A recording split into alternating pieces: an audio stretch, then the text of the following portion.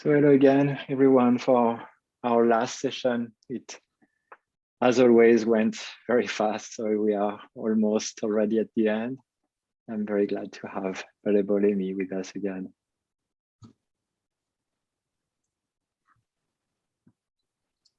Yes, it's gone very, very quickly. Yes.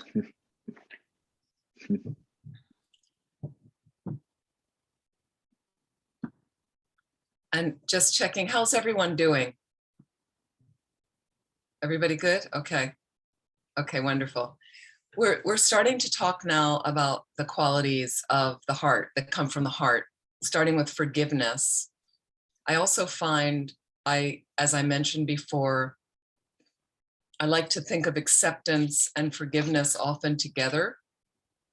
When I'm more willing to accept things about myself, I can accept those in others. When I'm more willing to forgive myself, easier to forgive others. And in that big space of acceptance of someone, you're going to accept your flaws, that you make mistakes. You're going to accept others, that they make mistakes. And so in humor, I was mentioning the board meetings we've been having, this person that had mentioned to me, this comment you said was rude, which it really wasn't. It didn't come from that place at all. Could we just start the meeting on time? Saying that in an email. So later, he's a therapist, and he himself said he has a history of criticizing people. So I wrote him back in an email when he said that, and he was the only one that felt that way. And then at the very end, was I mentioning that? Yeah, I think I mentioned this already. Can you? Yeah, I already told that story. So when he said to me, I'm sorry, I'm not perfect. And then I just made a joke and said, oh, I'm shocked to hear that, So it's nice to just lighten things up, and it kind of, the whole issue just kind of went away. Okay, so let's look at forgiveness. I have this lovely little video that I have lined up to share.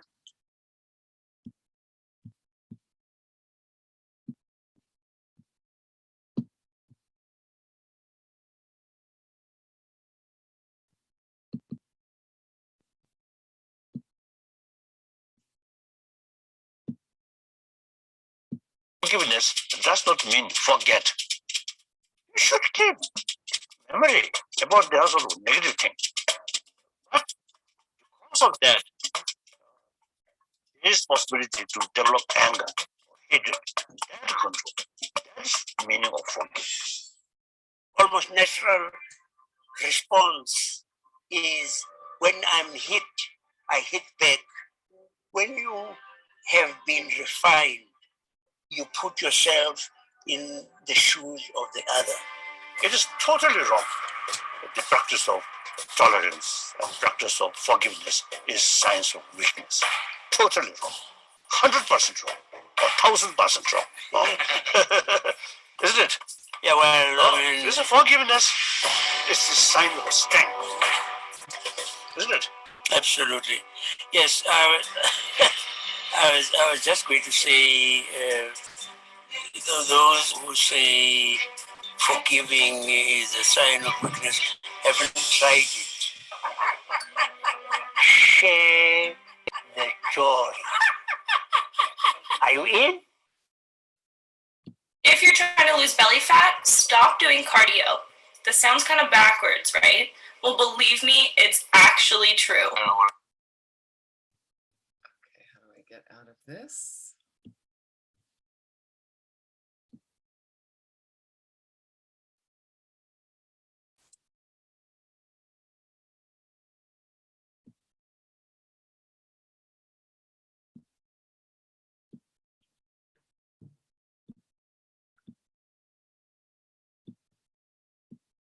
So a great piece on, especially, I love when Archbishop Desmond Tutu says about when you're refined, he uses this word, when you're refined, think about evolving your mind more. That contributes via these 8 pillars of, and our Buddhist practice, our spiritual practice.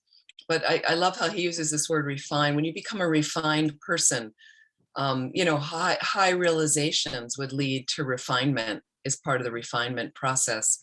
And it's beautiful with him talking about the path to bodhicitta, almost like equalizing, exchanging self with others, when he says, when you're refined, you put yourself in someone else's shoes.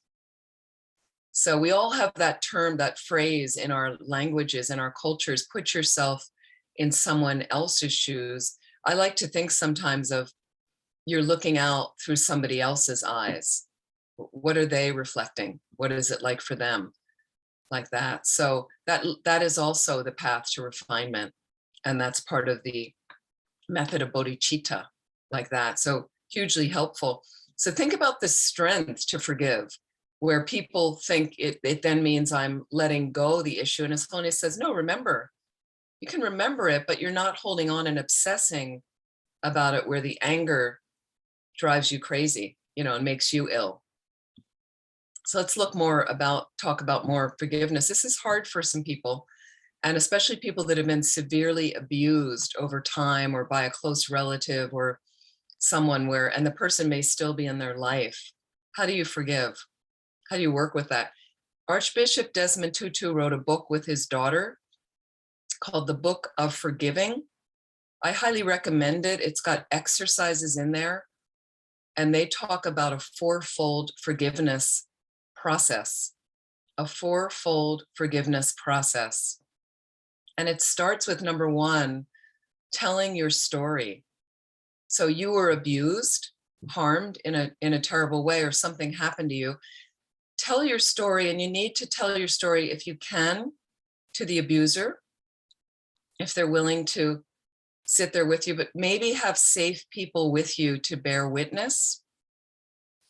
If the abuser has passed away, they're no longer around you or near you, tell your story to someone. I've actually did this process with somebody that was gone, that I put them in front of me, across from me, and did the practice like a meditation over and over and over. And I said what I needed to say, sometimes repeating the same, so the second step is, after you tell your story, talk about how you feel about how it's affected you. And then you have a path of forgiving, letting it go, you're releasing yourself when you forgive. You're releasing yourself from the bondage. If you never forgive your abuser, they continue to hold you hostage even after they've died. That story is rooted in your heart. They did this to me, it happened to me. So the forgiving is releasing. Like, people make mistakes, and they make horrible mistakes. They make horrible mistakes based on fundamental ignorance. If you're a practicing Buddhist, you're going to try to take responsibility for your mind, acknowledging this is coming from ignorance, from confusion. Confusion, then underestimating reality, turns into hatred and anger. I'm not seeing clearly, and I'm seeing less than what is there. Terrible qualities causes hatred and anger. When I over embellish or over exaggerate the positive qualities, it leads to desire and attachment. Those three poisons again: ignorance, anger, hatred, and desire and attachment. Okay. Then there's additional root delusions and other negative mind states. Buddhists are taking responsibility for their mind, participating in their karma. So again, when you've been abused, another thing that helps with forgiveness as a Buddhist is to understand the law of cause and effect, karma. Buddhism says the cause is rooted in my consciousness, in my mind. What that means is I take responsibility for it. I'm not blaming myself or the past lives I've had that abuse people, okay? But here I am with the abuse right now. Well, again, ask yourself, what can I do about it? With compassionate wisdom. I can realize that the cause must have been created from an activity of my body, speech, and mind in the past. That's all.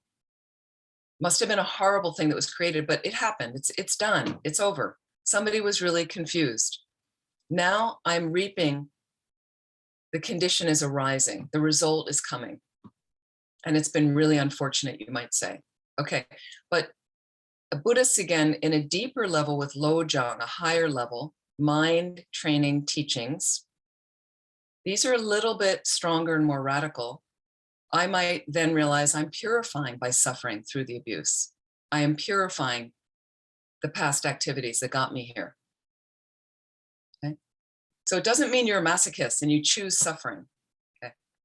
Nobody wants to choose suffering, but suffering's going to come up in samsara. And when it comes up, sometimes you get a grave illness, get a lighter illness, you have just misfortune. It's type of purification Buddhists would see. So I'm cleaning something out now. I'm not going to allow it to perpetuate as much as I can. It doesn't mean you suffer under the abuse for years, because this is good purification. It's a terrible thing for the abuser as well, if you want to consider them. But whatever happened, I purified, and now I'm choosing to forgive this person. Third step, forgiving the person. You know, some people with abuse, a lot of people that abuse have been abused themselves as children.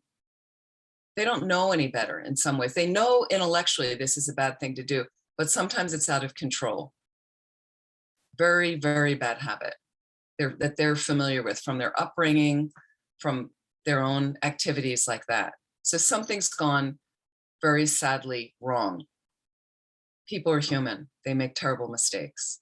Right? I don't want to hold myself hostage anymore under their power. With the forgiveness, you release yourself from their hold. Okay? The fourth step is you can choose to renew the relationship, meaning you continue a relationship with the person, but it has to be in a non-abusive way. It has to be in a healthy way. So you're setting boundaries. You're communicating clearly to them, perhaps with witnesses, people bearing witness to you, that it's fine. You're able to live in the house. I'm okay with you living here. You can't drink anymore. You're an alcoholic.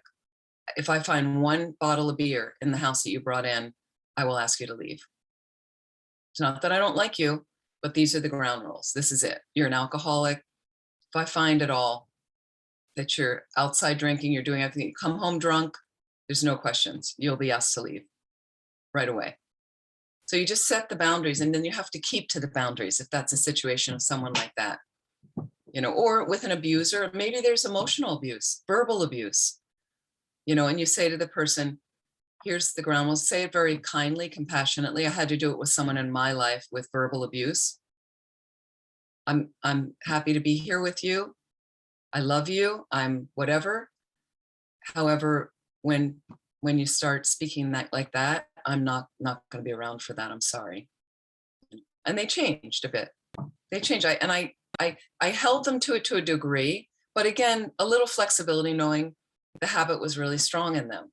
So if it was a little bit, but if it continued to go on and on, I either reminded them or was not going to be around. So you have to kind of keep up with that. Here's the second thing in part 4. You can choose not to continue the relationship, letting the relationship go. You realize the person is so unhealthy. They're not able to stop the negative behavior. You don't feel strong enough to kind of set limits and things. You may choose, I'm not able to have you in my life right now. I'm not able to. You can either say it to them or not. You can just choose not to phone, not to visit, not to take their phone calls. You know, sometimes I find it's easier to just express or even write them a letter. I'm not able to do this right now. I hope things will change in the future. No problem. No problem with that. We try our best.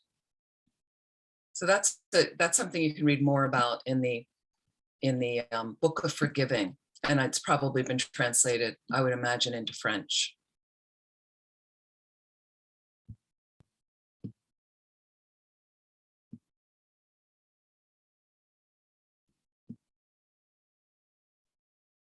By letting go of past hurts, we can heal not only ourselves, but our families, our communities, the world.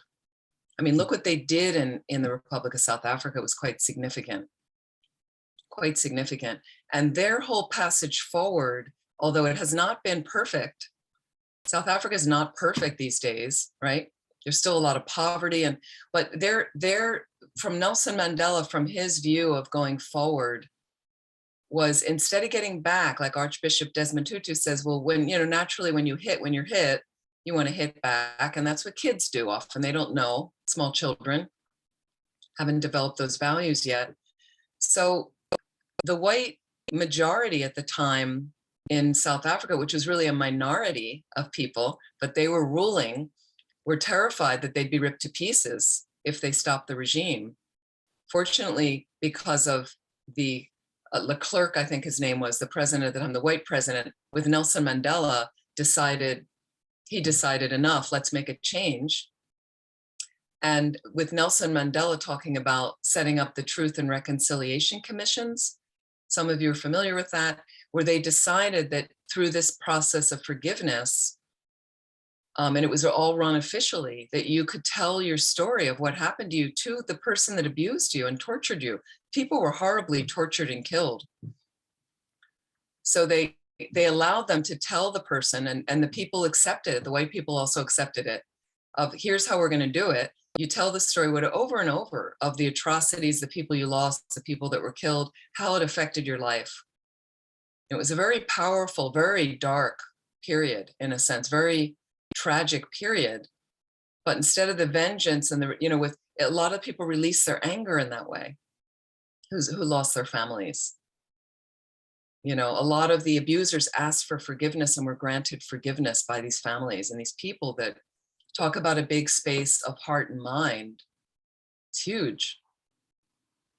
So forgiveness is a gift we offer to another. Okay.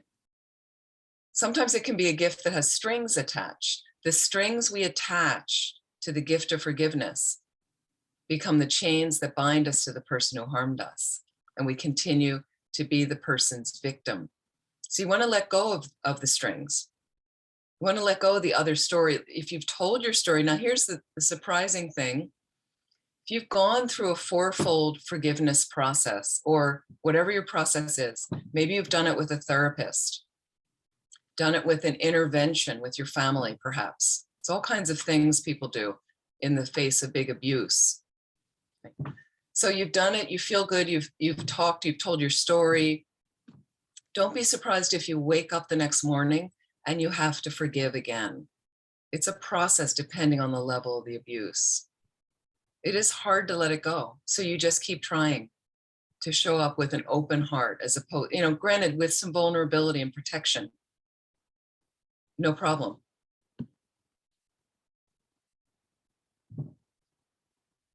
So unconditional forgiveness, though, not the ones with strings attached, unconditional forgiveness is forgiveness as a grace, a free gift, freely given. And in this model, forgiveness frees the person who inflicted the harm from the weight of the victim's whim, what the victim might demand in forgiveness. This is what they were afraid in South Africa, is eventually they're going to imprison all the white people and they're going to torture us, right? But it freed everybody from that. That wasn't going to happen. That was not the plan. And it didn't happen like that, okay? And it also frees from the victims, the threat of vengeance. So it frees everybody from that. And the victim doesn't really want to go there anyway, because it just creates more suffering.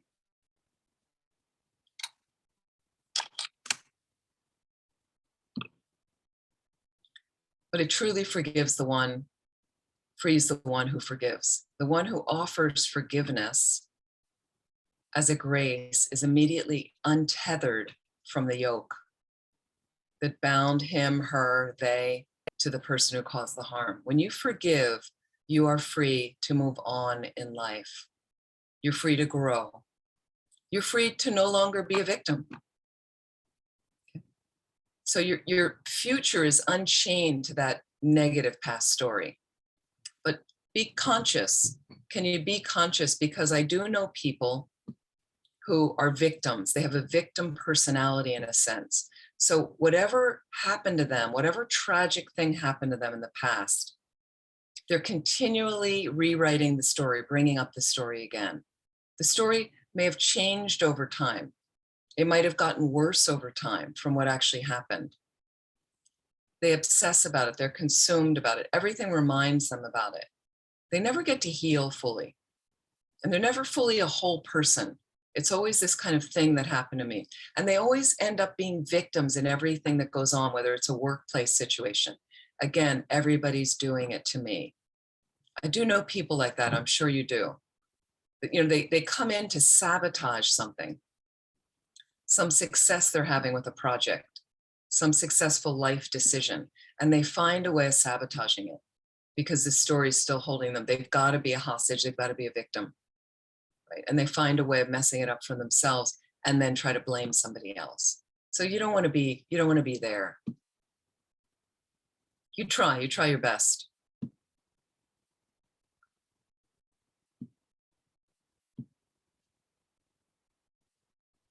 And as His Holiness mentioned, the invitation to forgive is not an invitation to forget. Okay, so you can remember what happened. You're cautious in the future. You know, if you live in the Republic of South Africa, for instance, they have to be very cautious about their politics, about, you know, the racism and what white people are putting on people, you know, just to see that it doesn't happen again. Okay, I know that, and I don't know if I'm from a Jewish background, so raised with the overarching thing of the Holocaust, which was, you know, way before I was born. But from there's all these associations that have grown up in Holocaust museums, as you know, right, that have come up to remind people that this happened so that it never happens again, was the whole thing, to remember so it never happens again. So you don't forget what happened, but you're cautious. Now, granted, we know all over the planet there's anti-Semitism.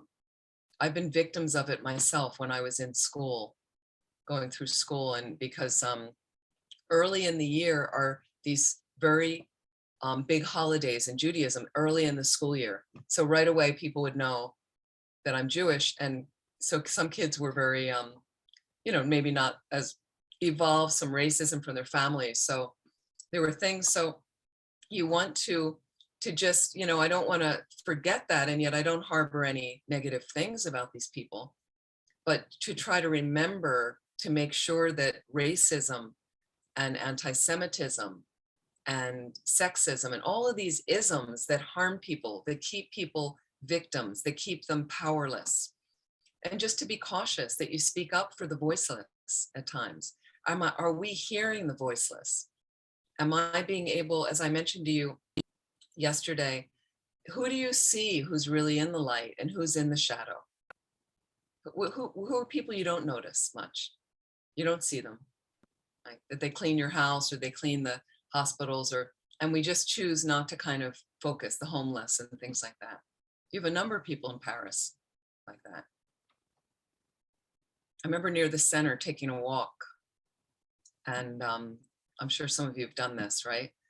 And France was quite spacious, or well, Germany may be more spacious, but of all the immigrants from Syria that you let in, you remember that, they were sleeping all over the streets in Paris, one of my visits. So I thought it's fantastic that they've let these immigrants in who were going to die, some of them probably. And then there were people, you had organizations in France that went around finding them on the street, it was cold, and asking them what they needed and bringing blankets or getting food or figuring out where they could live. And just near the center, I took a walk, I remember, north, and there was a refugee center. And so there were all these people like sleeping, waiting in line, sleeping in the street like that. So again, it's uncomfortable for us. So you walk by and you don't want to see them, but they're human beings like us that want to have a house. They just want to have a room, a safe room to live in with their families. But you know, it's hard sometimes to look at that.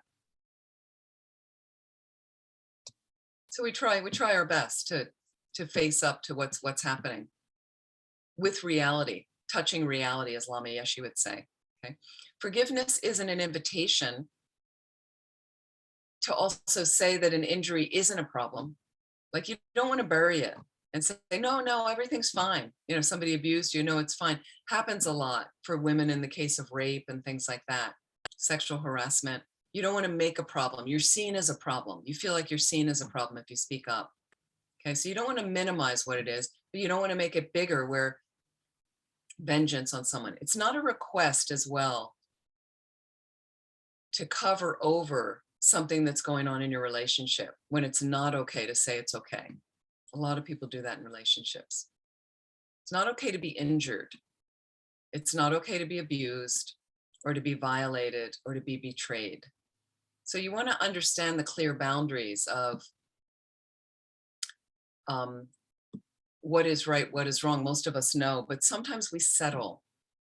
We settle. I've had friends living with an alcoholic who's drinking. And the reason is they came from an alcoholic family. They themselves don't drink, but their father did. Father got really abusive when he drank, okay? Now they partner with somebody who's really abusive when they drink. It's a point of reference. It's familiar to them, familiar. So they make excuses for the partner. He only drinks a little.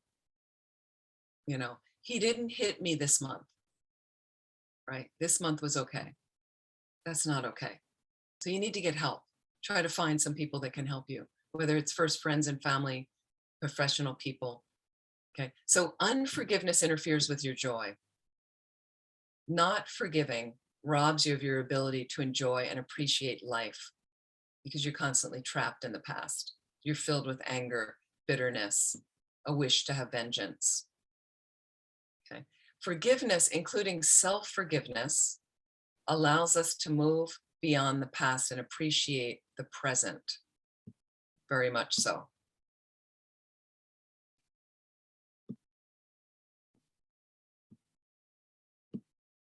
Any questions about forgiveness? Anything this might bring up for people? Forgiveness is not approving. No, you're not approving. You're accepting. You're again, that's the remembering. Oh, she had to leave. Okay.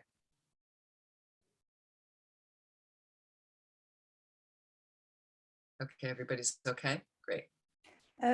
Maybe I have a question. It's the limit of the acceptance when you are abused. I mean, on little way or big ways. For me, it's not. For me, abuse is not acceptable. So that's what I do not clearly understand about your point of view. Okay. So let's take one of the worst things. For me, this is one of the worst things: abusing a child, sexually abusing a child. Mm. It's very hard for me to, we say in English, we have a term, to get my mind around it, to understand it. I don't like people abusing anyone, but with children, they just seem so innocent and like that. So here's your choices. And this is from a Tibetan Buddhist perspective. Okay? I can hate that person. I can try to get them back, especially if it's your child that was abused. You call the police, you have your court case, whatever you're doing. Okay. Notice your heart feelings in the process. So this person more than likely was abused themselves as a child. A lot of child abuse people have been, right? Or there's some sort of illness that they have, a very severe illness that causes them to do that. Some people are out of control. They don't want to do it. They have no control. And so if you're healthy and like us, mostly balanced, we find it absurd that they have no control over that. We say they should know better. But think about ignorance. You know, if Vladimir Putin can invade an entire country due to his whim and his power and his greed and his distorted consciousness, that's a lot of people dying, as opposed to one child being abused, even though that's horrible. But I'm just saying, this is where our confusion can get so out of balance, but it's just due to the ignorance, okay, which we all have. And fortunately for us, we have enough good karma that puts us into a Dharma class with it. There's many people that are not even interested in a spiritual path. For them, it's all about, well, when I get enough money, I'll be happy.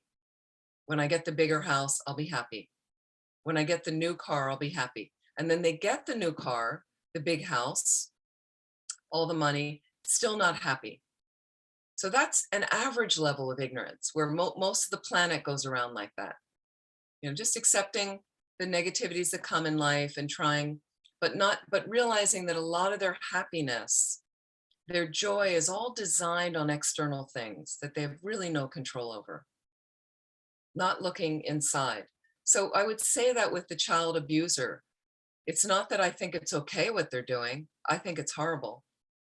But if I choose to not accept them and their illness and things like that, it's a harder place for my heart.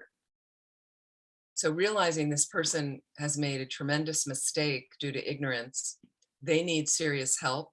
They should actually, yes, they should be arrested and taken off the streets until, if there's a chance of them being rehabilitated, counseled. Sometimes they're medicated. Sometimes there's physiological reasons and there's medication they can use, and they have to be monitored if they're going to be released. Monitored where they live, monitored if they're ever around children or forbidding them for. So there's things you can take, but to hate the person forever, it just holds you hostage. I don't know if that's helpful, Barbara. Yes, it is. I think I understand more forgiveness than acceptance. But you just tell me, for me, acceptance has a limit for when the people are dangerous. Sure. But think about, I guess on one level, think about how deeply obscured they are from Buddha nature.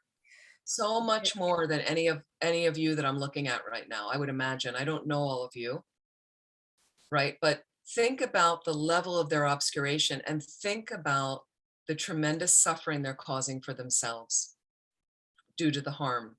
So let's say you're out of control and you do harm. You have no understanding. You have these imprints, all this stuff. And then as a result of that, it causes you to do extreme harm. So you suffer again and again and again, tremendously, perpetuating that cycle. It's like a wild animal, lions that have to kill to eat. Now, granted, they kill to eat. It's their survival. They also kill to feed their partners and their children and their offspring. But it takes them a long time to get out of that cycle, according to Tibetan Buddhism, because of the killing karma. So you're no better than an animal, I think, when you're abusing a child, when you're invading somebody else's country or dictating all these people to go to war because of your limited, unhealthy parts of your ego. So much suffering you're causing yourself, let alone the people you're inflicting. So on that level, I have to accept the grave limitations of that consciousness, rather than just holding Putin up as like, he's evil, evil, evil, horrible, horrible. And then I keep, it just disturbs my mind. So why not have compassion for him, because he's causing himself so much suffering. And I can a little bit learn to accept, because it's coming from utter confusion. And haven't you been utterly confused sometimes? Haven't we all? I mean, we're not going to make a war. We're not going to abuse someone, but I'm meaning you're working on something with people, you're in a conversation with family, and you have a different memory of what happened. Or you might have a different idea. I've done it with Dharma centers. I'm the director of the center, you'd say. I'm not the director of this center, fortunately, but then and I had an idea, we have to do this, right? We have to have this is one center I years ago, running a center. I wanted to have all these activities all the time. And the staff kept saying, well, it's too much. We don't have enough staff. It's too much. No. So I just drove it for a month or two. They were completely wiped out, the staff, completely exhausted, unable to do much of anything. So I learned. But again, it was my confusion. That's a lighter level confusion. But they tried to tell me, they tried to say, and I just couldn't see it. So then I understand terrorists, other people, just have a deeper level of that confusion. That's just how karma works. It doesn't mean I think what they're doing is okay, but I can kind of just accept that state of mind in my own heart. Releases you from a bit of the tension. Does that make sense?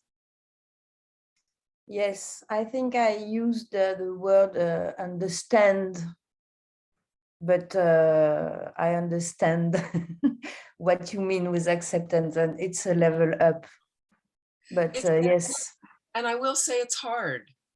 It's hard to do it. This is not easy, especially on the planet today. There's some horrible, horrible things that go on the planet. I can't believe what people do. You know, I mean, think about, I don't know if you know this story. In the States, there's some mothers like this. I don't know, in France, maybe. Some women suffer, as you know, postpartum depression, it's called. After they have a baby, their hormones are going up and down. Some people have terrible, terrible depression. So one woman in this space, she tried to get help, actually. She was very depressed. Her husband was very busy. They had 5 kids. She killed her 5 children. He was at work one day. She killed her 5 children. He came home and found the kids dead. She was alive, but can you imagine? I mean, I can't even, when I think about it, it's just because I'm also thinking about what she has to live with. She's in prison now. How do you live with that? Okay, now, really, I could say mental illness in a sense. I'm not saying it excuses her, but mentally ill, not balanced, not seeing clearly at all. Think about how we don't see clearly, even in our health. We don't see things as clear. You disagree with somebody. And a lot of times our stories are wrong, right? We disagree, but think about that extreme of what her mind must have been like to kill her children, right? What imprints must have been in that consciousness that was the choice she made, and how sad, how devastating. And so again, we need to have more of that understanding, especially on our path of Tibetan Buddhism, to hold these people in our heart, because there's so much suffering. But it's hard. It's very, very hard.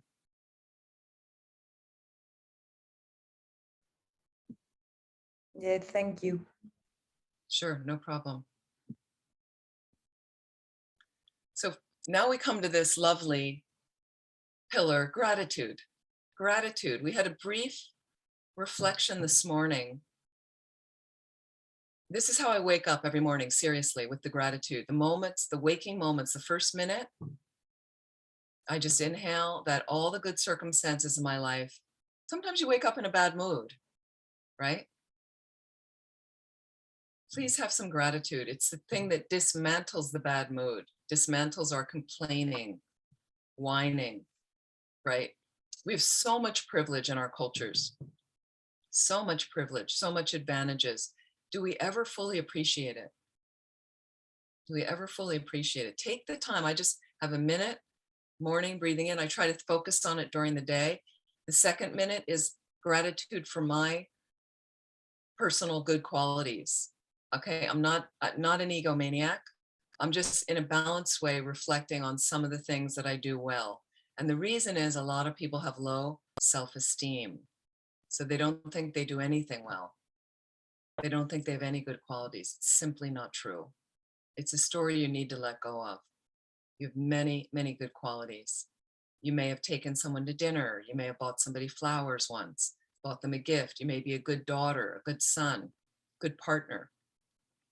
You're good at what you do at work. You care about people to some degree. Many qualities you have. Okay. So I just give myself that 2 minutes. Then I reflect on death and impermanence, because the situation's quickly going. I know that. And it kind of wakes me up for the day. I better use the day wisely. Enough wasting time. Let's get to it. Set a good motivation from there. And then I get up. Then I get out of bed.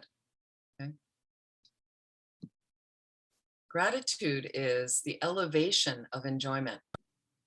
The elevation, it kind of brings all your enjoyment up a bit. It's a recognition of all that holds us in the web of life and all that has made it possible to have that life, the life we have now. Okay, this moment we're experiencing, Now I know sometimes there's unfortunate experiences. Again, there's always a silver lining. There's always a positive reframing you can do. reframing. Amazing. I mean, even in some of the worst situations, believe it or not. Okay. Every moment is a gift, can be seen as a gift. The gift within every gift is the opportunity it offers us. Most often it's the opportunity to enjoy it, but sometimes a difficult gift is given to us, a difficult experience. That can also be an opportunity to rise to the challenge. I do remember years ago, I did hospice work in San Francisco during the peak of the AIDS epidemic. It was incredibly tragic how people were dying. First, they would live 6 months only in the very beginning. And then with some medication and treatment, as they learned, they were living no more than 2 years, basically. Now it's just a chronic illness like diabetes. You know, now they have medication, and I know people living incredibly well with HIV, like that. So we would be, a couple of the hospitals in San Francisco had AIDS wards. So these were like a whole wing of the hospital had all these AIDS patients dying, horrible deaths. And one man, they wanted me, I was there with the client. I had a man I was with for 2 years, like I was an emotional support counselor, and was with Rick. And then, so you got to know the people in the wards, you got to know the nursing staff, and you'd see other patients that you knew and their partners and friends. And so somebody said to me, you gotta come see this guy. You gotta come see this guy. He's nearly dead. But so I didn't. So anyway, I went to this man's room who was blind from AIDS. I mean, just horrible. His body was finishing, and the nursing staff was concerned because he should have passed, and it was just so much suffering. And his room, when I walked in, it was, I have to say, the thing that reminded me later was when Lama Zopa Rinpoche's mother passed away in India in 90 to 91, over New Year, she passed away. His Holiness was teaching. She got to see His Holiness that morning with her children. And she passed away in a corner of a very basic room where all the Kopan monks and nuns were living for this week-long teaching in Sarnath, India. So it was a poor part of India. There weren't many good conditions. It was a little bit hot, right? Her body didn't decay for like 2.5 days, the consciousness there. And you could go in the room and sit and make an offering and sit there. And because I knew the family from Laudo, I would come in and sit, and the room was honestly alive with positive energy. Like it wasn't going into a morgue or anything, and her body was in a corner of the room. You could see her little face, peaceful, looking out, lots of offering scarves heaped over the body, katas heaped over the body. And the room had so much energy, positive energy of, she was still in this, what they said, this meditative space. When I went into this man's room in the hospital, it was like that, like this, like electric positive, and I'm like, what is happening? This guy is dying. What is? So I went in the room, there weren't chairs, and there were some couple people there, and they said, Amy, it's Amy. Amy's coming in to talk with you. And he was radiant, beaming, a big smile on his face. He couldn't see. And the only place to kind of sit was like the edge of his bed. So I said, do you mind if could I sit down? He said, oh, please. He took, and we held hands, and his body was just ravaged. He was like a skin, and so I wasn't really sure what to do or say, but somehow they wanted me to see him. And then I just asked him, I said, you just look so radiant. Could you tell me a little bit about what you're experiencing right now? And then he thought for a moment, and he said, if I never would have gotten this disease, I never would have learned how to love. Just, who would think? I mean, that's where he was at the moment with, where other people you see dying in terror, hanging on, blaming, anger, resentment. This man was just unconditional love, just had somehow transcended. Fantastic, amazing. So that's where we can get to with gratitude. That's what can be helpful.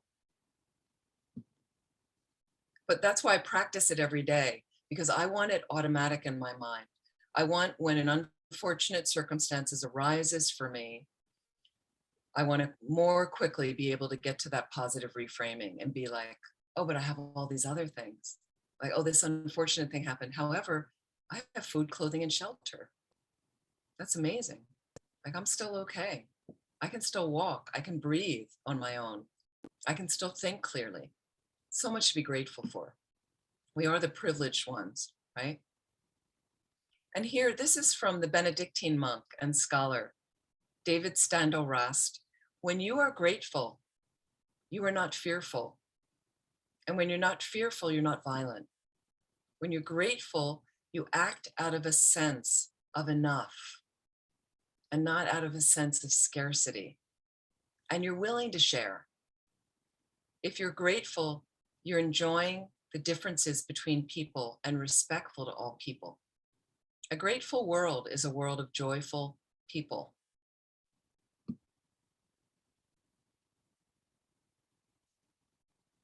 Gratitude is a tremendous antidote to fear and anxiety. Tremendous antidote to fear and anxiety. And I would encourage, if you can watch maybe some of the videos with Brené Brown, Brene. She may have some books translated into French. I have a feeling she does.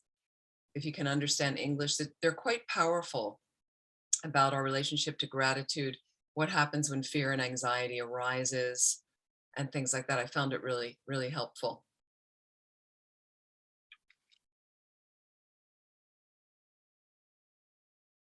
And let me just bring up,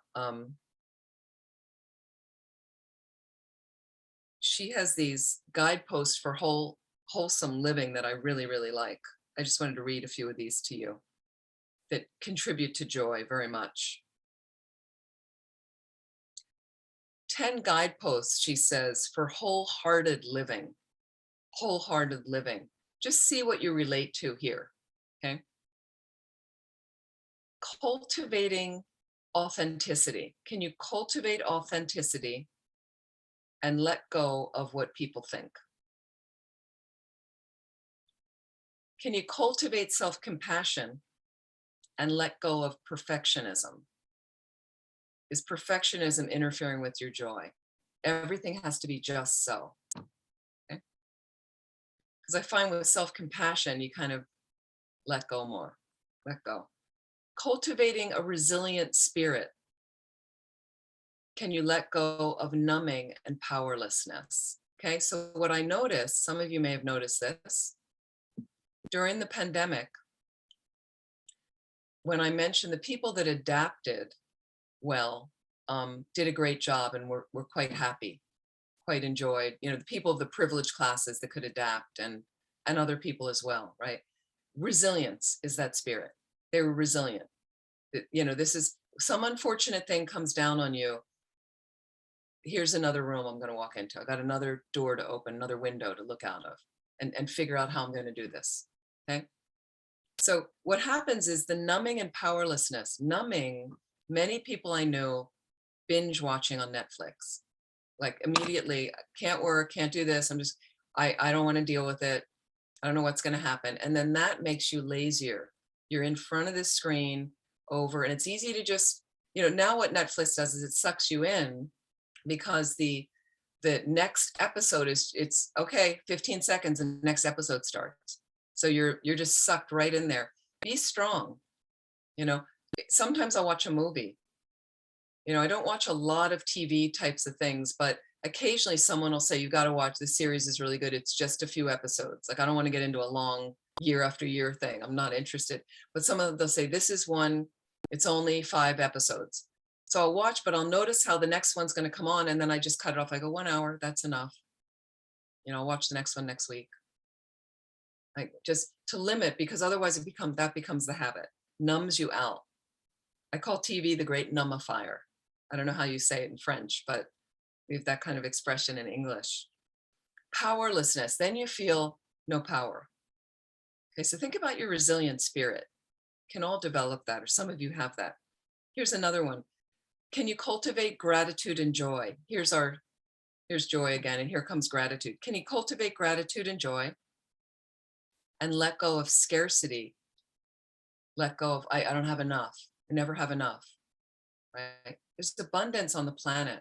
This is something I noticed for those of you, it depends on your work, or certainly with the center, if you have financial issues with the center, I've done this a lot. The centers I ran, the centers, most of the centers I've been involved with don't have a lot of money. It's a common theme, right?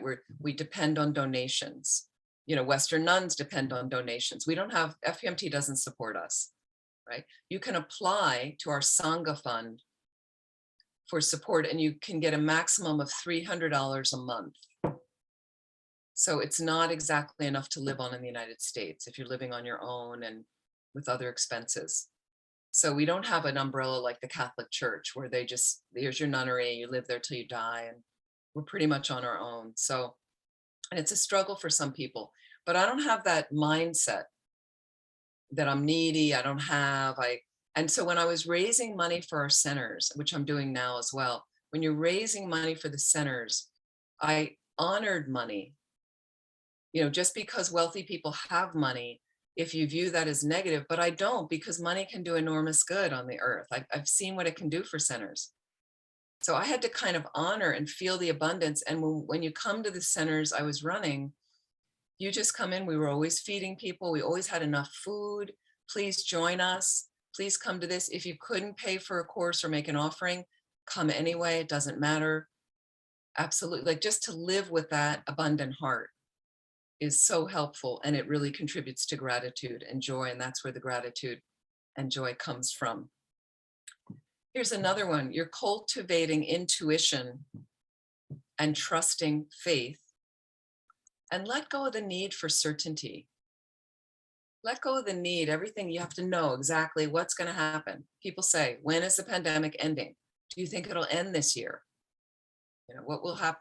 You have this election happening. You may want to know right now. I realized that my timing was off. I thought this was going late into your night, but it doesn't. It ends at, I think, is it 6 o'clock? Your time tonight, I think. So again, you have an uncertainty what will happen.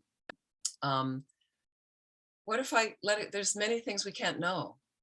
Many things we can't know. So if I trust somehow my path, it deepens my faith. If I trust, for instance, Lama Zopa Rinpoche, where I've consulted with him over years, but I began by asking one simple question. People said, don't ask a teacher a question for advice about your life or something or your practice unless you're willing to follow the advice.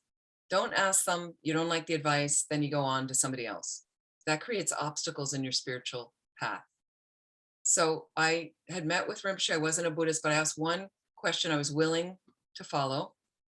I got the advice from him, followed the instructions, and then I checked the result at the end, right?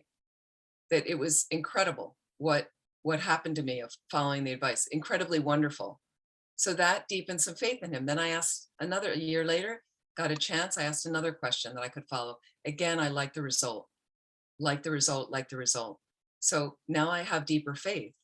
So I could say, oh, you know, the center, the work's really hard right now. But I asked Rinpoche advice, and this is the advice he gave me, that this was best, not good, best. So I have faith in that. So I'm going to hang with it.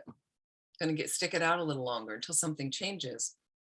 So the intuition and trusting the faith and letting go that I need to know in a year where the center's going to be now. I can't know that. I don't need to insist on that. It's okay. We're moving along. Can you cultivate creativity in your life? Cultivate creativity and let go of comparison and competitiveness. Is that holding you down from your joy? Just work on your own mind and your creativity and what you want to do and be, instead of looking at other people. She has that, how do they have that? He has that. Live your own life.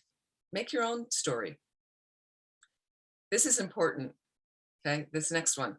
Can you cultivate play and rest? This is the one I really need to embrace. And let go of, are you ready for this? Exhaustion as a status symbol. Okay, exhaustion as a status symbol, and productivity as self-worth. That's the United States of America, right? There's some people I know, their mantra is I'm exhausted. I'm exhausted. I mean, how do you wake up and you're just exhausted all the time? I understand people don't sleep well. That's different. But I mean, just your whole demeanor is I'm exhausted. So unfortunate, right? I mean, at least if you really are exhausted all the time like that, go to a doctor and find out what's wrong, right? But just to have the mental exhaustion, I'm always exhausted. And people have this productivity. People, what are you doing? People always say, what are you doing now? Well, how about how am I being right now? How am I being? Well, I feel pretty peaceful. Did some meditation this morning, went pretty well. Reading this book right now. That's what I'm doing, or instead of like, I have to have my list of, and I am doing a lot right now with the board, but the list of I did this, and now I have this going on. I'm fundraising for the center. I'm teaching for the center. I'm running the board. No, I'm not. I don't need to shower that down on people. Who cares? That's not kind of my badge. See how good I am because I do all these things? No, I'm taking some time off, meeting some friends. I hung out with my family last night. My niece is coming over tonight. We're going to have a meal, relax, share some, have some fun. Very important. Very important. Here's another one that kind of goes along is, can you cultivate calm and stillness? It also relates to your meditation practice, but can you cultivate calm and stillness and let go of anxiety as a lifestyle? Let go of anxiety as a lifestyle. Some of us know, we call them in the States, drama kings and queens. People where their life is one running emergency. And there's nothing, emergent about it that has to be an emergency. But it's always, oh my God, we have to do this now. How can you live like that? That's exhausting. But they need that edge of anxiety to kind of feel alive. There's certainly an edge that propels us that can be healthy, but when is it too much? When is it too much? Okay. And here's another one, cultivating meaningful work. And this is about what I mentioned about finding meaning in life. Find it now.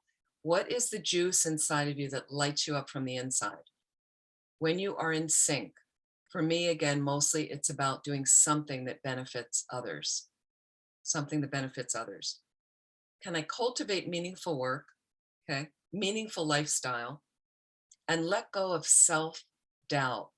And we have this in English, the word supposed to, like I should do something. Let that go. Let that go. And just if you're cultivating the meaningful work, you're right where you need to be. You don't need to keep doubting yourself and questioning. If the work has meaning, fantastic. Here's the last one of these guideposts for wholehearted living. And it's nice, wholehearted. Think of whole heart. Like Lama Yeshe used to talk about when you are living your life, are you touching reality? Lama was all about lessening the drama, and look at Westerners. When the Tibetan culture came in contact with Western culture, we're very, very different cultures. And I'm amazed by my Tibetan sisters and brothers. Now, granted, some of them I know were raised in incredibly poor situations. 5 people living in one little shack with a dirt floor, a little fire in the corner, outhouse outside in the freezing cold. I've met some of these monks and nuns. So for them, they're used to that kind of tolerating those situations. Westerners have it very comfortable, how a lot of us were raised. Very, very comfortable. So we're not really willing to kind of give that up, the comfort, So just weighing ourselves against and seeing how the cultures come together. And then the Tibetans escaped their country, the ones that could flee, many of our teachers, which was a horrendous journey. Okay. So you think of all the comfort we've had and what they have, and they rarely complain. I mean, now you get the younger monks raised at Kopan, raised there, and there's a little bit more attitude. But generally, some of my older friends, never. So it's something to think about as far as,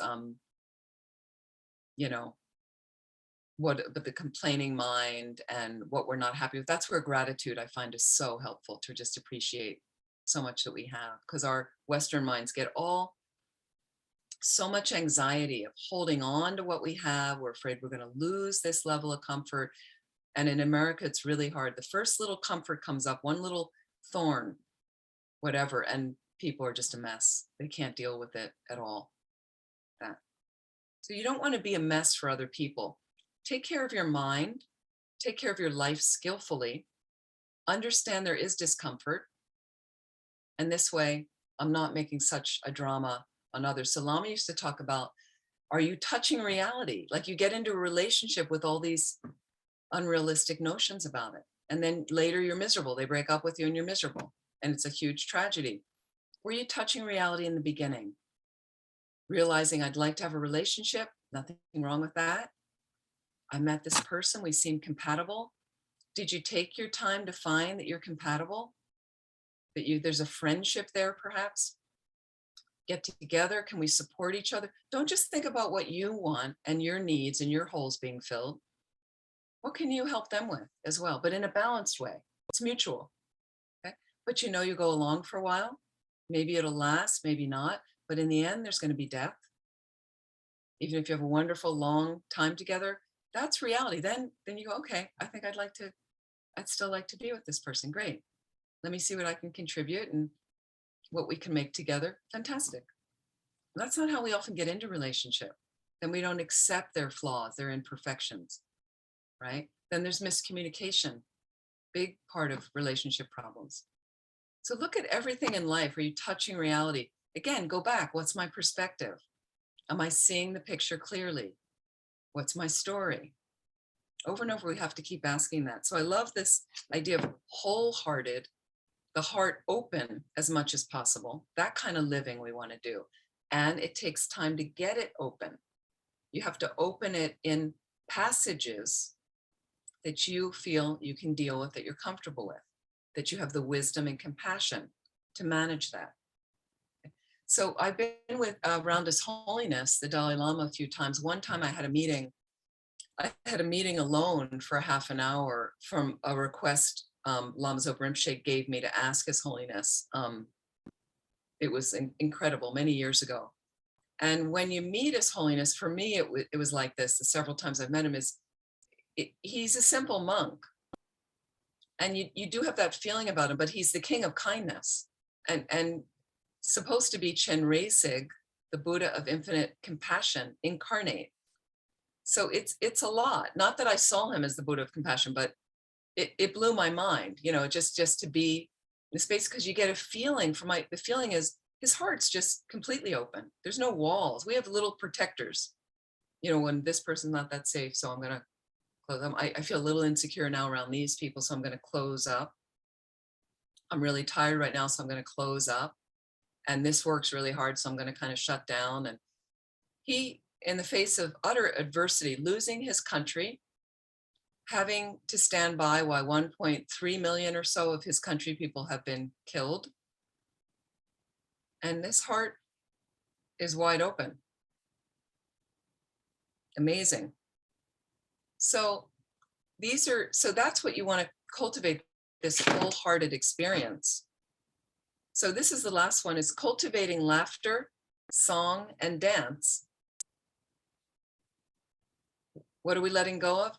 Being cool, okay? And always being in control. If that resonates with you, any of her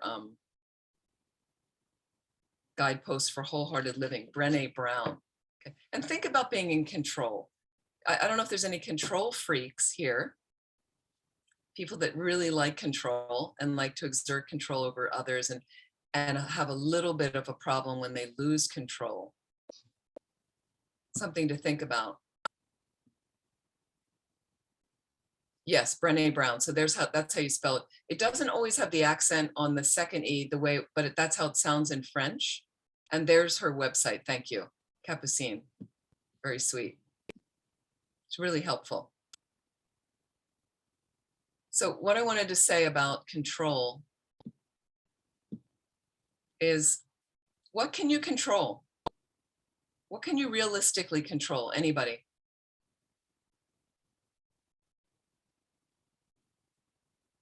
Please unmute if you have, yeah, Roger? Roger, please, yeah. Ce qu'on peut contrôler, ce sont nos représentations, nos pensées. Enfin, nos pensées d'une certaine façon, pas complètement.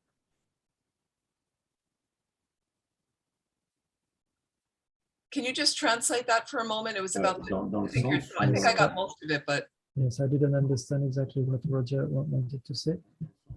Situation, elle est ce qu'elle est. Elle est ni bien ni mal.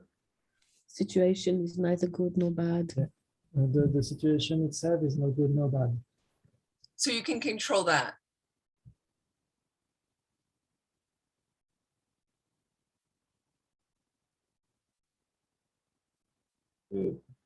Pour moi, c'est la seule chose.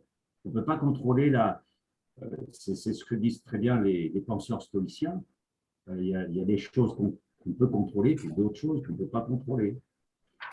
Et la position des gens, ce qu'ils sont, ça, on ne peut pas le contrôler. Par contre, on peut contrôler notre représentation de ce qu'ils sont. So, yes, some philosophers say that we cannot control what other people think and some situations, but what we think ourselves, our perspective maybe, and this we can control a little bit. Mm-hmm. Yep. Yeah, it's your mind. It's the only thing you can control. I'm sorry, it's just your mind. It's simple though, that you only have to take care of the mind. So, but again, that's not an easy passage. And it doesn't mean you don't help people along the way, but I can't control them. I can't control how they will respond. But you can only control your mind, and we can't really even control our mind, can we? So why are you trying to exert control over other people? People often with their kids, they try to control their kids to a degree. Well, you raise your kids with good values and things, but they're going to go off and have their own adventures. They have their own karma. You do the best you can. It's just your mind. Like Roger said, those thoughts, your experiences, your reactions and responses is what you can control. So we have to work to control that. Absolutely. That's our job.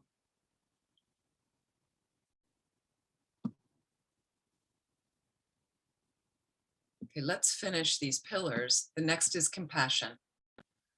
Compassion and generosity are the last two pillars of joy.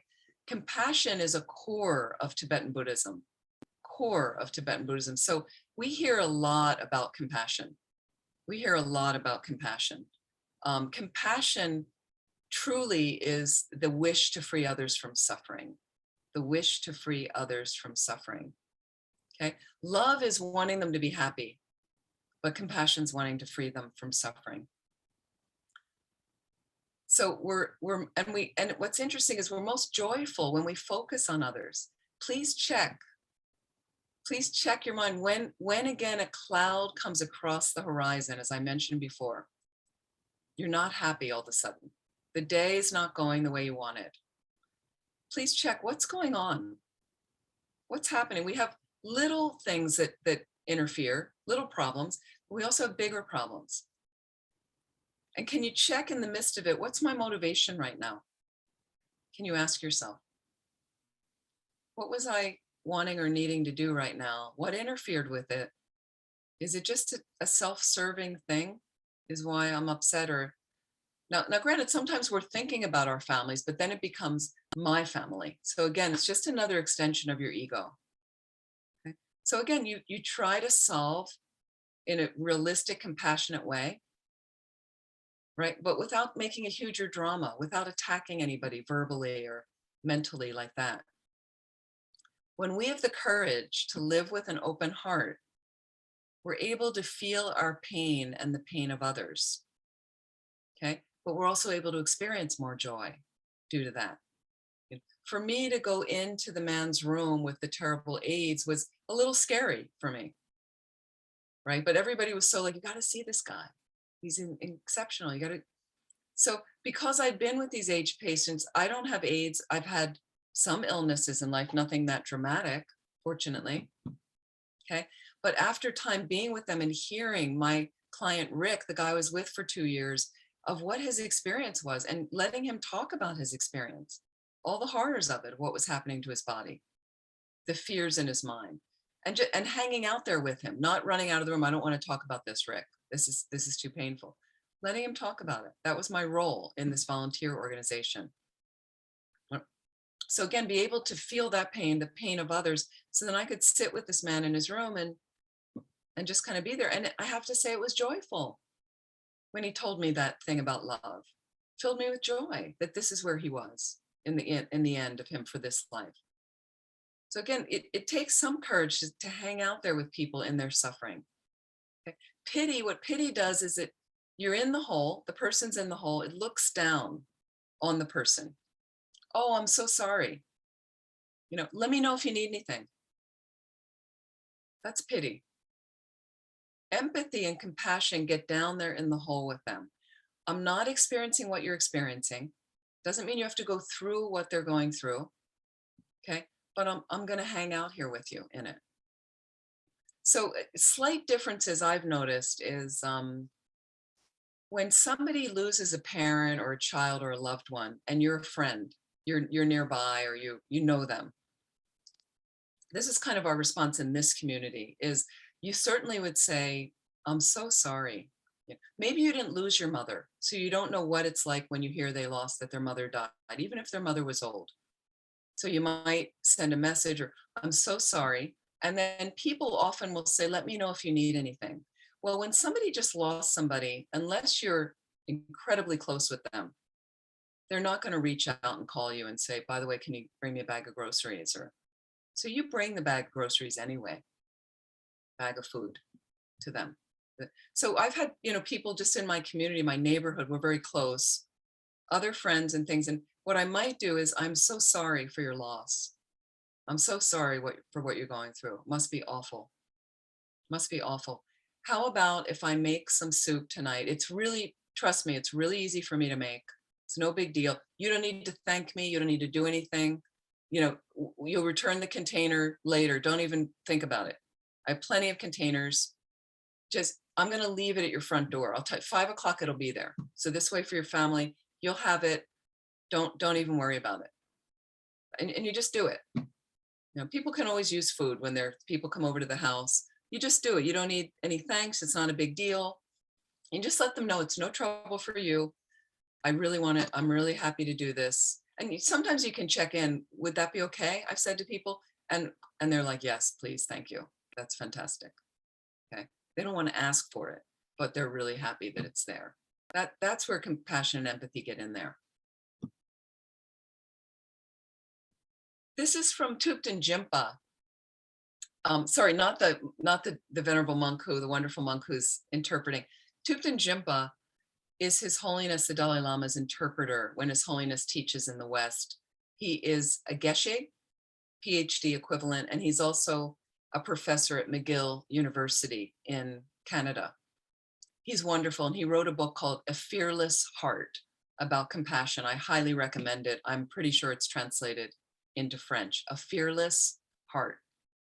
Beautiful book. And he says compassion is a sense of concern that arises when we are confronted with another's suffering and feel motivated to see the suffering relieved.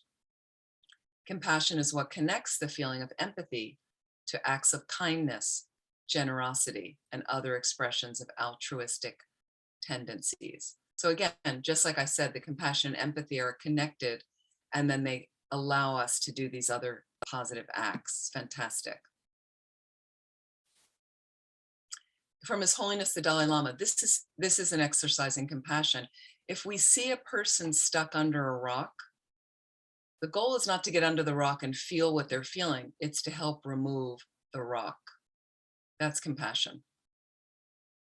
So you don't exactly have to be experiencing exactly what they're experiencing, but you're willing to be there with them and to figure out, is there somewhat solution to the problem at times?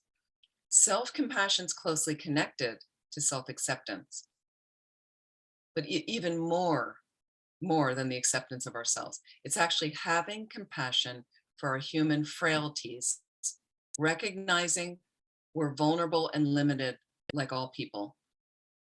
As a result, it's the fundamental basis for developing compassion for others, this self-compassion, okay?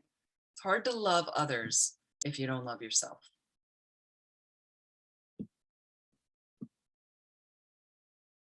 So let me just, in the time we have left, because we're soon finishing, I think we understand a lot about compassion, huge source from joy to really, and not be kind of lying to yourself like, oh, I'm really compassionate. I helped him yesterday, the person who just lost their family, or, you're not kind of taking in a refugee family so you can tell everybody how great you are.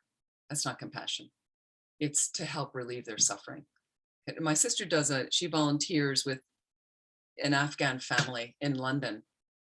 And it's great. It's like, she's got her household life. She shows the mother where to shop, where to get the best discounts for shopping, where to buy certain clothes, what kind of schools for the kids, because her kids went through those schools. She has all the resources. So this person doesn't have to do all this work in a foreign country.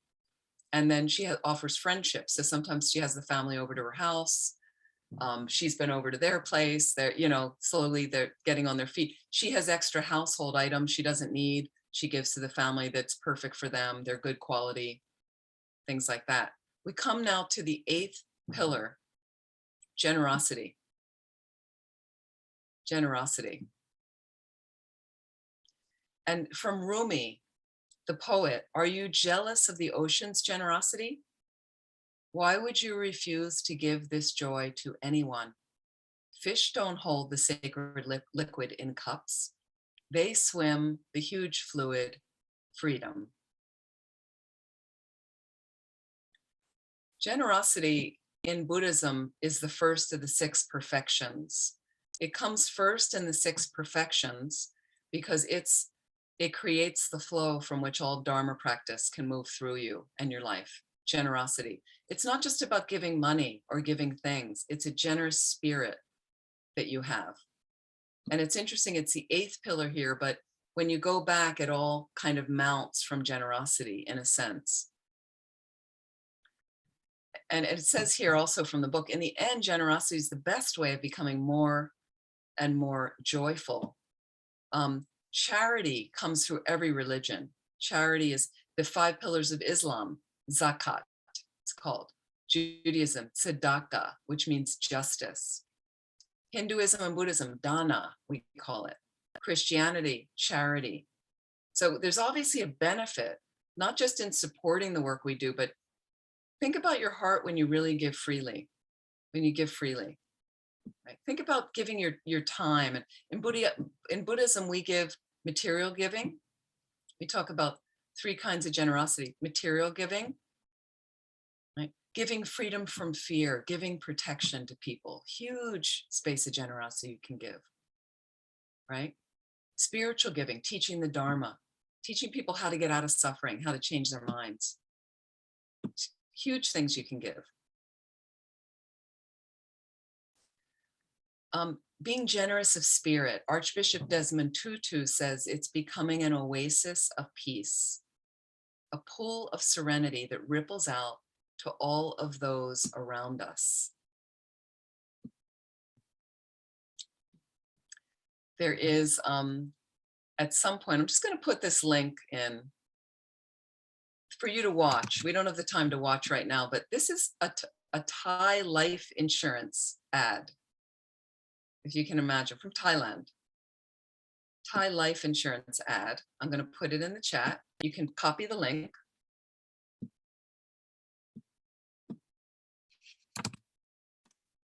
Have a watch. It's about generosity. And it's very sweet, like for a life insurance company. Now, granted, it's Thailand, which is a Buddhist country.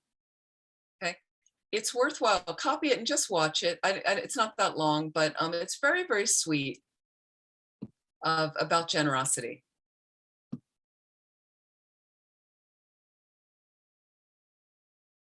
Generosity is based in perspective, humility, humor, acceptance, forgiveness, gratitude, and compassion. taking care of others, helping others, ultimately is the way to discover your own joy and to have a happy life.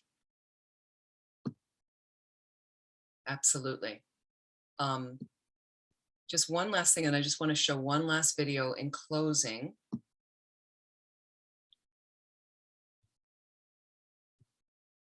There's a lot more we could go on with, clearly. Generosity is also something we learn by doing, like any familiarity, we learn it by doing. There's some people I know, and I notice this with children, when they're not very, some kids are just not that generous to start with, and others are enormously generous, right? So it's like teaching, and I've noticed the parents working with the child, showing them that they make donations to charitable groups, that they offer their time to volunteer for certain things. You know, bringing, there's some people I know in Florida, they asked me once because they volunteered with their children at a large animal shelter in the Miami area. And they asked one time when I was coming, could you come with us to do blessings for the animals? This is the largest animal shelter, I think, in the States. It's in Miami. And we went around to like 400 different cages of animals. I played mantras of Lama Zopa Rinpoche for the animals while we went around, and they donated money, and they brought animal beds and food and collars and all kinds of things, blankets. And so the parents taught the children, because they said to the children, we want to help somebody, people less fortunate than us or something. What would you like to do? And the kids had interest, and the parents had interest. It's a way to teach your children. It's a way to teach others. When people see, and I notice if I'm with friends, we're walking down a city street, there's a homeless person, and I kind of, different people I'm with, some of them won't look at the person, notice, I get out money to put, and then I notice one of them would be like, oh, I'm going to give too. But if we had just walked by, we all would have walked back. So it's contagious like that.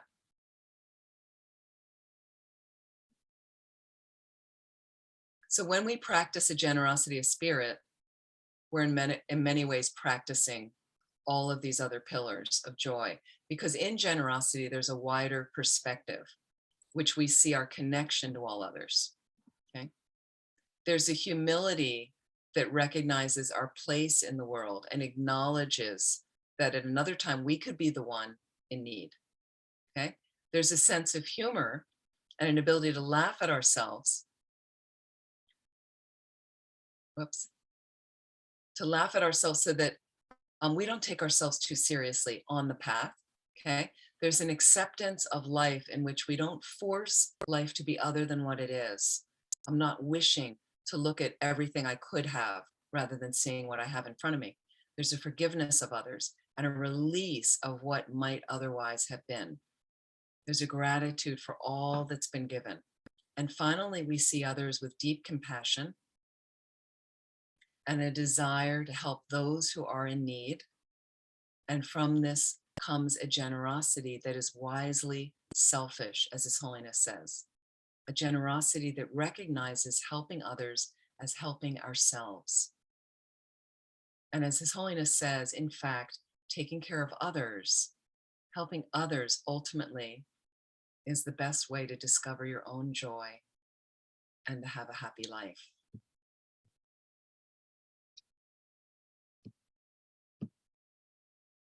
So I just want to show this one last little video of Archbishop Desmond Tutu teaching His Holiness how to dance.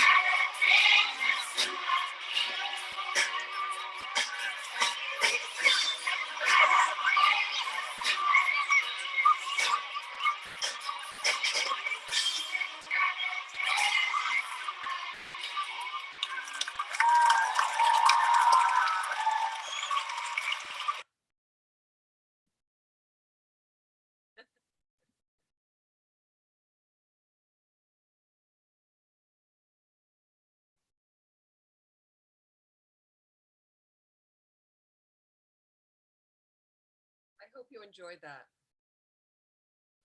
Are there any questions, please, before we close? Any comments? Hi, Venerable. I just wanted to thank you so much for this teaching. Thank you so much. It was a very good timing for me personally to receive it. And looking forward of you giving more teachings. And thank you for being so approachable and sharing your personal experience, actual personal experience that really makes it very reliable. And thank you, Tsanka. I missed you, and it's so good to see you. Same. I hope you come visit very soon.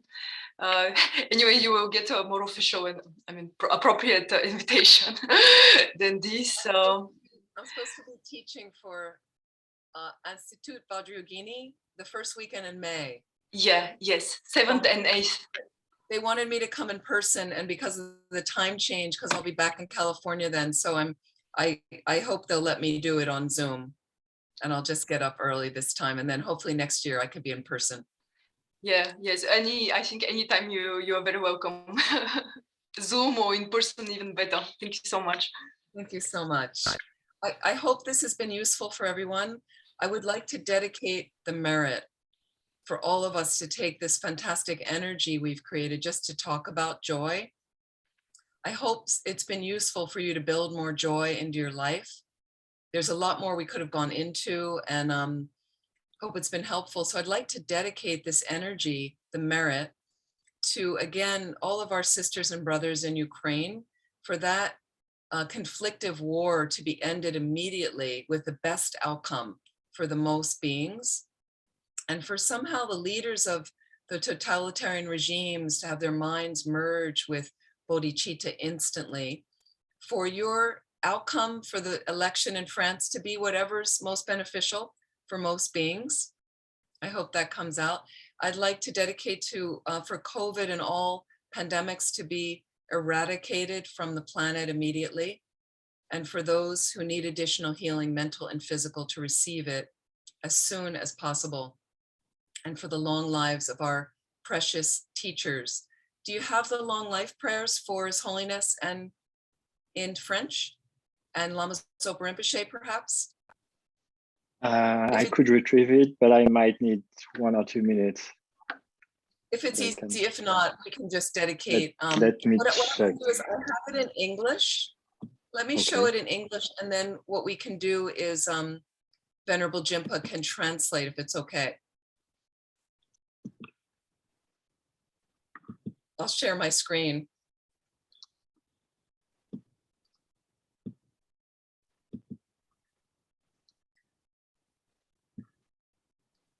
And let's just do this first one here.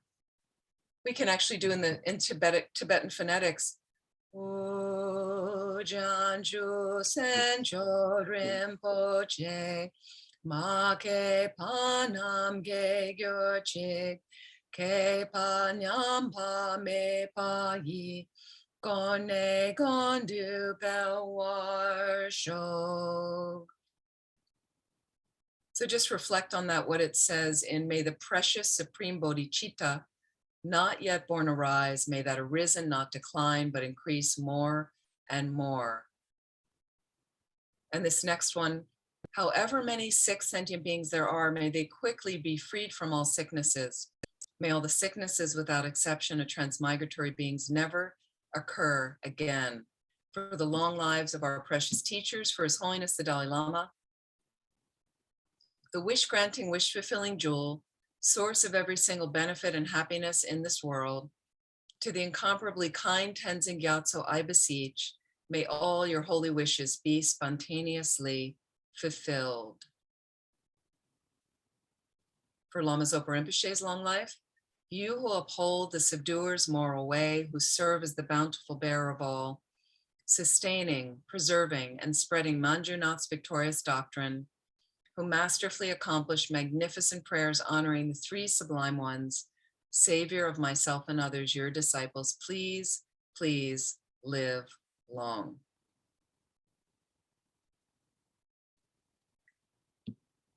I'd like to thank Arnaud and Capucine and Venerable Jimpa for the Centre Kalachakra for hosting me. I'm so grateful to all of you for showing up and spending your time this weekend. It's been really lovely because I can't be there in person. I hope it's soon, but it's been lovely seeing all of you. Thank you so much. Venerable. Merci And beaucoup. thank you, and please teach again soon, and hopefully in person in France next year. That would be wonderful. Thank you. Thank you. Thank you so much. Thank you. Thank you so much, Venerable. Thank you so much. Thank you. Please be well. Good luck today. We say in the States, may the force be with you.